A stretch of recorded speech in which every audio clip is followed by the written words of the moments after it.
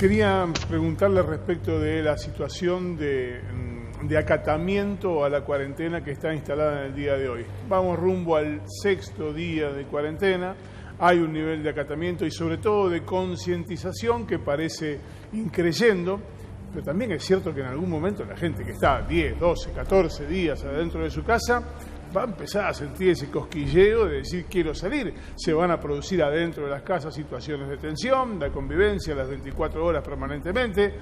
¿Está previsto qué va a pasar cuando la gente ya no se banque más estar todo el tiempo adentro de la casa y empiece a presionar para romper o lo haga de hecho la cuarentena?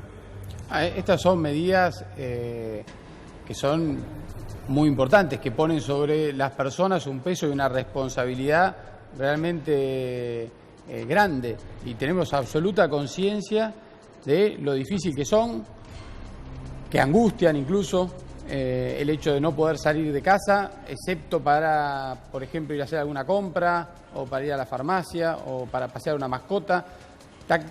Definitivamente es una situación angustiante para algunas personas, incluso más para los adultos mayores, que sí, además de la angustia de no poder salir o de tener que estar privándose de aquellas pequeñas cosas que son las que hacen a las ganas de vivir. Sí, Felipe. Pienso en mi madre, pienso. Lo que más le gusta, lo que más valora en estos días es venir a casa, visitar a sus nietos, darles un abrazo, pasar un rato. Por lo menos por todos estos días no lo puede hacer. Y además con la angustia de saber que hay una enfermedad dando vuelta que, en el caso de ella que tiene EPOC, por ejemplo... El grupo de riesgo, doblemente. El grupo de riesgo tiene una angustia permanente. Entonces, lo que planteo es que las actitudes que conocemos son actitudes heroicas. Desde Ana Frank hasta el combatiente de Malvinas que estuvo 60 días metidos en un pozo con el agua hasta el cuello defendiendo a la nación. Son situaciones heroicas y la verdad es que no hay 45 millones de héroes que puedan soportar 14, 15, 20 días encerrados sin salir de sus casas. Sí, yo hago esta reflexión justamente porque creo que es muy importante valorar también este esfuerzo que están haciendo a conciencia, porque cuando uno circula por la ciudad de Buenos Aires, a mí me toca, porque hoy a la mañana estuve recorriendo los hospitales, estuve en el Muñiz, estuve en el Ramos Mejía, estuvimos en la sede de gobierno en Uspallata, justamente organizando una parte importante del trabajo para fortalecer el sistema de salud.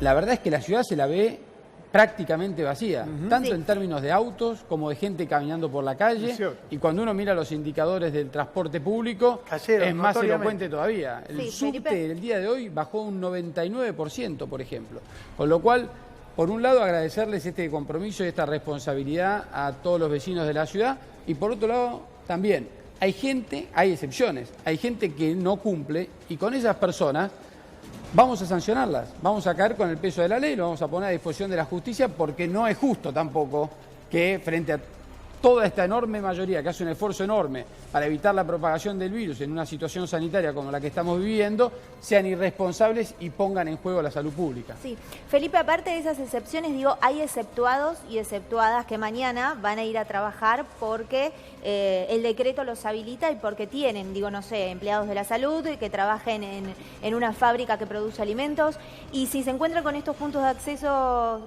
cerrados, ¿qué va a pasar ahí? ¿Está considerado esa posibilidad? Sí, es similar a todos los puestos de control que ya están en funcionamiento en la ciudad. Hoy tuvimos 57 puestos de control, el día de ayer también. En esos puestos de control se llevan adelante tanto controles a los vehículos como a la gente que está caminando, motos también, a los autos. Se han secuestrado autos, se ha detenido personas, se han demorado muchas personas también y se las han puesto a disposición de la justicia. Quienes estén circulando y pertenezcan a los grupos exceptuados tendrán que dar las explicaciones pertinentes, presentar las constancias que hacen a... O sea, el protocolo es el mismo. El protocolo va a ser el mismo. Sí, el protocolo en ese sentido es el mismo. Hay certificados que justamente acreditan esas excepciones y habilitan a las personas a circular, a quienes están dentro de esos grupos. Felipe, me está escribiendo un funcionario muy importante del Gabinete Nacional, dándome algunos datos de lo que seguramente en las próximas horas van a anunciar relacionado con la extensión del aislamiento obligatorio. ¿Cómo están trabajando ustedes en coordinación? Tengo entendido que hay un trabajo muy aceitado con tu par nacional, con Santiago Cafiero, entre jefaturas de gabinete, coordinando las tareas de los equipos para que este aislamiento, que probablemente se prorrogue por unos 10 o 12 días más, sea verdaderamente efectivo?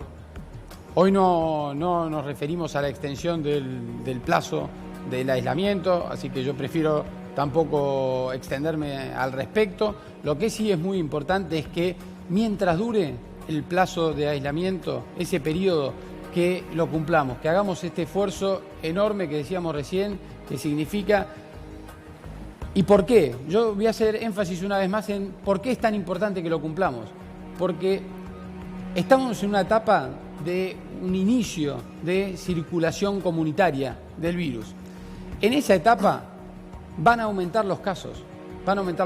Jorge lo explicaba bien recién también, cuando decía... Bueno, hoy lo vimos, ¿no? Sí. El doble de muertes que está... Las que va a haber más casos, aún cuando estamos con la cuarentena, porque son los casos que ya venían.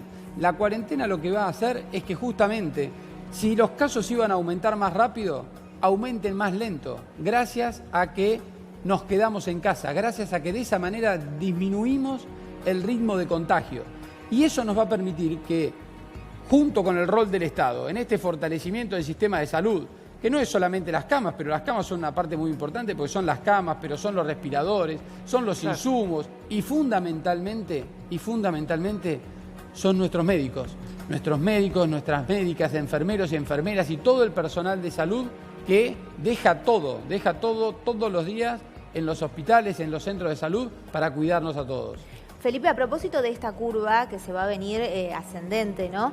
El mensaje mancomunado que se va a dar, digo, desde el gobierno, ¿está aceitado de manera tal que llegue a la población y no se genere una psicosis? Porque, digo, de ayer a hoy los casos aumentaron. Digo, los medios de comunicación, obviamente, y lo pidió el presidente, tienen que cooperar en generar e informar y mantener la alerta, pero no generar psicosis. Digo, desde el gobierno eso se habló, porque, digo, día a día, mientras se iban aumentando los casos, va a generar un ruido particular en la sociedad.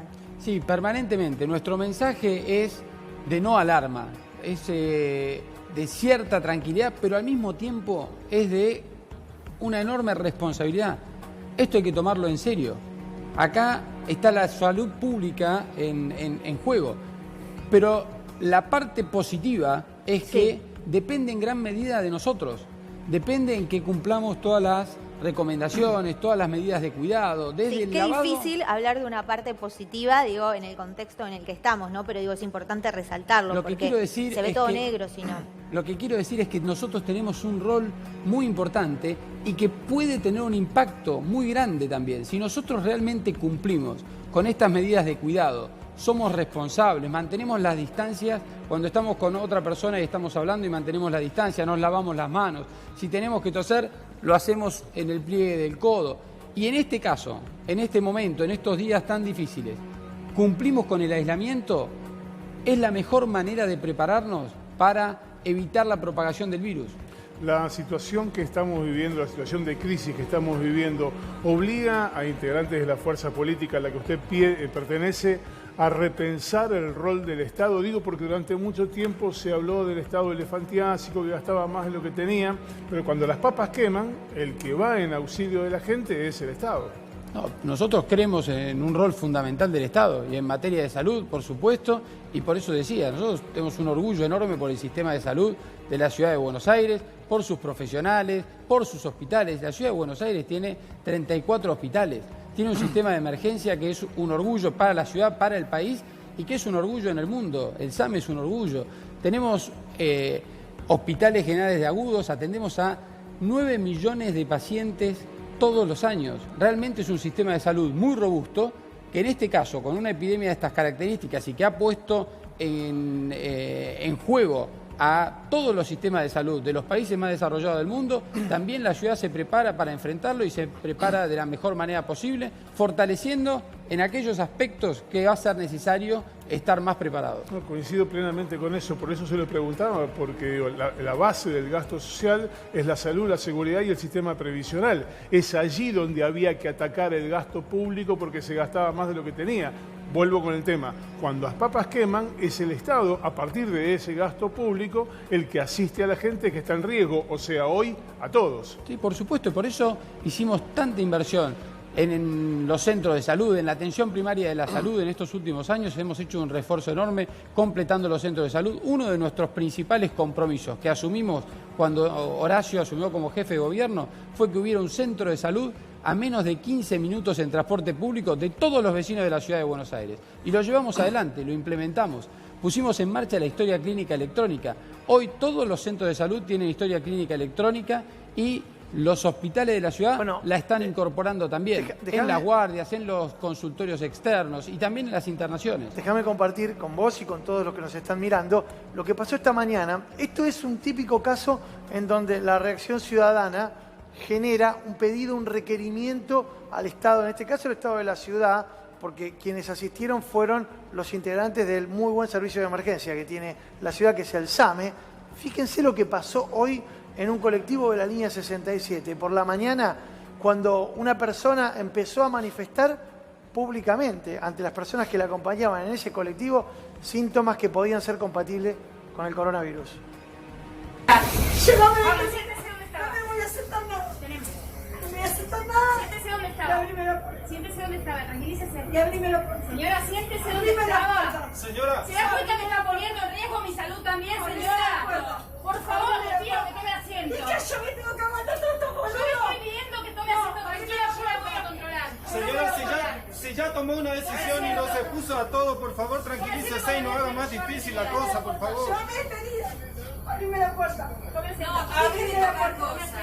¿Qué dije tocar el colectivo? Abrime la puerta. Señora, tome asiento. Ya Abrime la está, por puerta. favor, le pido que todos colaboren. Espósela y listo. Espósela. Llévame. Esto pasó en un colectivo de la línea 67 esta mañana. El personal que vos ves allí rodeando a esta mujer que había manifestado síntomas, había tosido de manera reiterada y había generado la preocupación del pasaje, es personal del SAME. A esta persona la derivaron a un centro de internación, creo que fue el Hospital Muñiz, Felipe, ¿no? Y a partir de allí se generó también el aislamiento preventivo de todas las personas que viajaban en el colectivo.